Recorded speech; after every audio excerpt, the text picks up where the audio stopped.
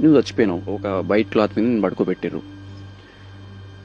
నీ చావు చూసి ఏడుస్తుందా నీ డబ్బు? ఏడవదు. నీ చలనం లేని శరీరాన్ని చూసి ₹1 నువ్వు సంపాదించిన ₹1 కూడా అయ్యో నా యజమాని చచ్చిపోయింది అని చెప్పేసి కన్నీరు గార్చదు. ప్రాణం పోయిన నీ శరీరాన్ని చూసి అంత ప్రేమగా కట్టుకున్న నీ ఇంటిలో ఒక్క ఇటుక పిల్ల, ఇసుక రేణువు కూడా నీపై వాలి అయ్యో నా యజమాని చచ్చిపోయాడని ఏడవదు. అంతెందుకు నీ భార్యకో నీ మనిషికో ఎవరికో ప్రేమ కొనిపించుంటావు, బంగారు గొలుసు కానీ ఏదోటి. నువ్వు చనిపోయింది చూసి ఆ మనిషి వెక్కి వెక్కి ఏడుస్తుంటాడు, కానీ వాడి మెడలో బంగారు గొలుసు మాత్రం అదే తలుక్కుతో మెరుస్తూ ఉంటుంది, అలాగే మెరుస్తూ వెక్కిరిస్తుంటది. నీ బట్టలు కొన్నావు, అంత ప్రేమగా నాకు ఇది కావాలి అది కానీ కొన్నావు.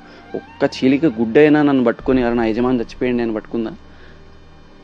ఎవరయ్యా ఏడ్చేదంటే నువ్వు ఎవరినైతే బాగా చూసుకున్నావో, ఎవరినైతే ప్రేమను పంచావో వాళ్ళు మాత్రం ఏడుస్తారు. సంపాదించాల్సింది డబ్బు కాదు, మనుషుల ఆప్యాయతల్ని, ప్రేమని.